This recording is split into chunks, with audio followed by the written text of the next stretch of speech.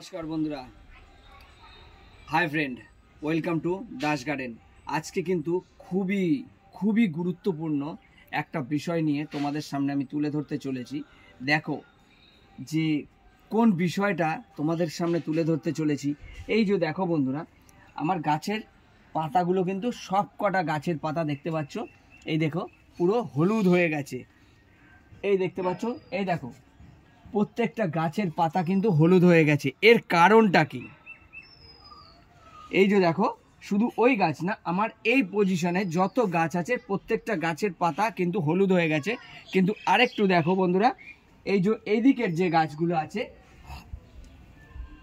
এইদিকের যে গাছগুলো আছে এই গাছগুলোতে কিন্তু পাতা হলুদ হয়নি।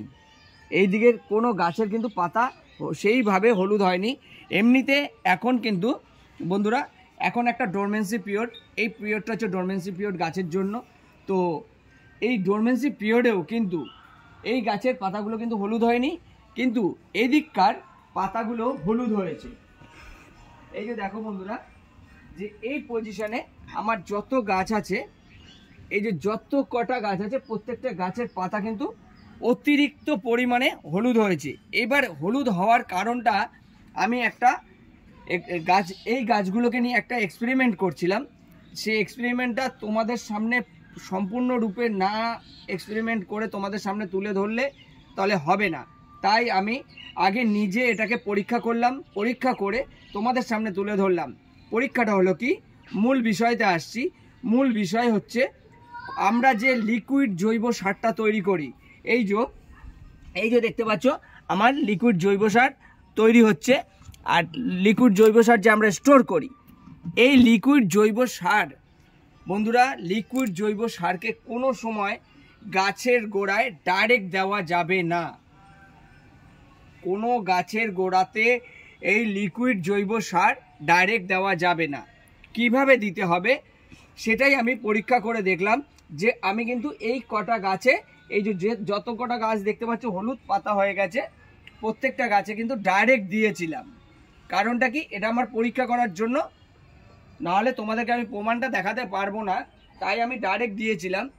ডাইরেক্ট দিয়ে দেখলাম যে গাছের পাতা কিন্তু গাছের ক্ষতি হচ্ছে বন্ধুরা, গাছের ক্ষতি হচ্ছে। তো এই গাছের ক্ষতিটা যেন না হয়, কি করলে হবে না, আর কি করলে কিভাবে আমরা লিকুইড জৈব সারটাকে দেব। লিকুইড জৈব সারটা দেব কেমন, এই যে দেখতে পাচ্ছ এটা হচ্ছে 1 লিটারের ডিব্বা। এই 1 লিটারের ডিব্বাতে যদি 1 লিটার জৈব সার হয়, একটু আমার দিকে দেখো, লিকুইড জৈব সার 1 লিটার হয়, তাহলে এতে আমার কম করে 5 থেকে 7 লিটার নর্মাল জল পাইল করতে হবে। 1 লিটারের সঙ্গে 5 থেকে 7 লিটার নর্মাল জল পাইল করে তারপরে প্রত্যেকটা গাছে দিতে হবে। যদি ডাইরেক্ট তোমরা লিকুইড জৈব সারটা দাও তাহলে এই ধরনের পরিস্থিতি কিন্তু আসবে, গাছ মারাও যেতে পারে। গাছের জৈব সার বলে গাছ মারা যাচ্ছে না, কিন্তু এটা জৈব সার বলে গাছ মারা যায়নি, কিন্তু গাছের এই ধরনের মারাত্মক ক্ষতি হবে। তাতে এর প্রতিকার কিভাবে করব সেটা আমি বলে দিলাম, যে কোনো সময় ডাইরেক্ট লিকুইড সার দেওয়া যাবে না। লিকুইড সার দিতে গেলে সব সময় 1:5 1:7 ওতে জল পাইল করে তারপরেই কিন্তু প্রত্যেকটা গাছের গোড়া দিন। গাছের এই ধরনের ক্ষতি কিন্তু কোনো সময় হবে না।